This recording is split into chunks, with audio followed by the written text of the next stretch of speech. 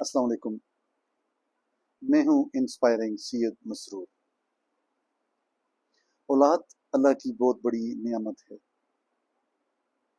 औलाद अल्लाह पाक जब इंसान को देते हैं तो इंसान की फीलिंग, एहसास, खुशी, इत्मीनान, पीस बिल्कुल मुख्तलिफ हो जाता है। आपकी सोच एकदम से बदल जाती है। आप डिफरेंटली फील करते हैं। आपका मेच्योरिटी लेवल डिफरेंट हो जाता है।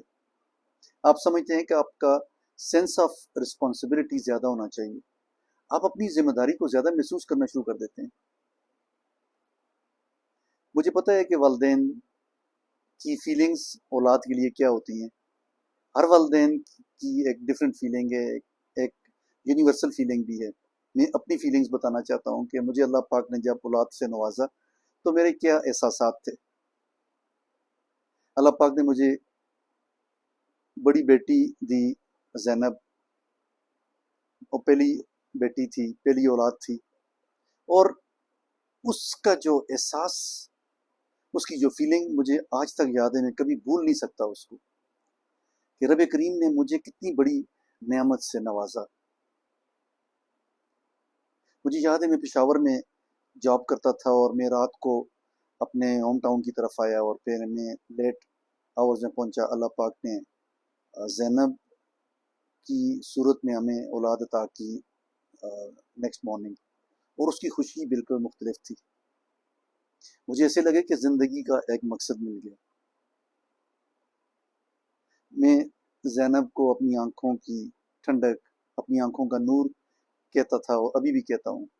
मेरी दोनों बेटियां मेरी आंखों का नूर हैं, और मेरा बेटा मेरे दिल का इत्मीनान है।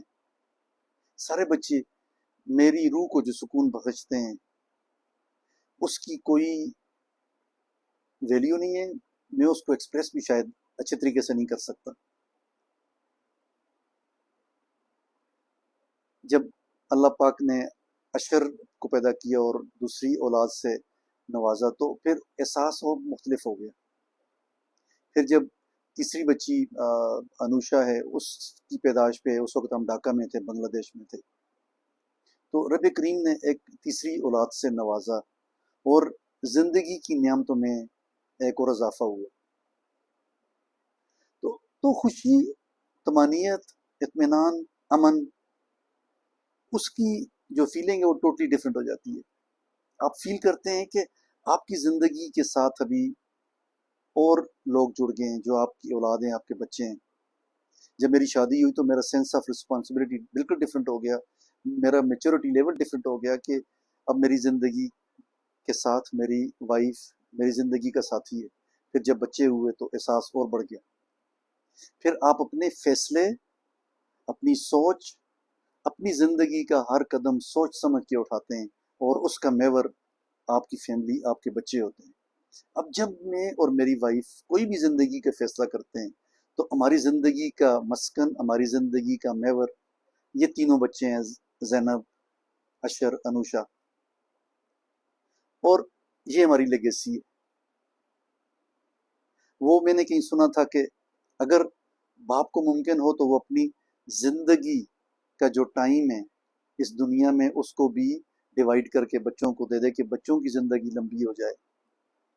और माँ की जो मोहब्बत है और डेडिकेशन है और जो कमिटमेंट है वो तो बिल्कुल मुख्तलिफ है।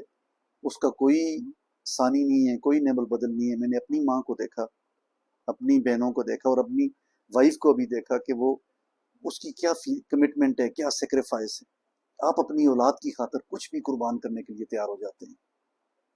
आप चाहते हैं कि आपके बच्चे दुनिया के बेस्ट इंसान बने, दुनिया के कामयाब तरीन इंसान बने। उसके लिए आप कोई भी सेक्रीफाइस करते हैं। आपका कैरियर, आपका पैसा, आपके एसेट्स, आपकी ज़िंदगी का आराम, सुकून, everything you are ready to sacrifice for the sake of your children in their future.